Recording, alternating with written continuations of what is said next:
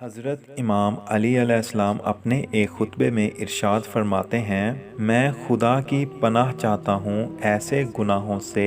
کہ جس کے باعث موت قریب ہو جاتی ہے۔ کسی شخص نے سوال کیا، مولا کیا ایسا بھی کوئی گناہ ہے جس سے موت جلد آ جاتی ہو؟ آپ نے فرمایا، جی ہاں، وہ گھرانے جو ایک دوسرے سے مل جل کر رہتے ہیں اور ایک دوسرے کا ہر طرح خیال رکھتے ہیں، خدا ان کے رزق میں برکت عطا فرماتا ہے، اور وہ گھرانے جو ایک دوسرے سے دور اور کٹ کر رہتے ہیں،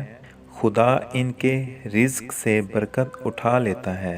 اور ان کی عمر کم کر دیتا ہے، چاہے وہ سب متقی پرہیزگار ہی کیوں نہ ہوں۔ ہماری اس قسم کی ویڈیوز کو دیکھنے کے لیے ہمارا یوٹیوب چینل قدیر خم اسٹوڈیو کو سبسکرائب کریں اور گھنٹی والے نشان کو دبانا نہ بھولیں تاکہ ہر نئی آنے والی ویڈیو کا نوٹیفیکیشن آپ کو ملتا رہے۔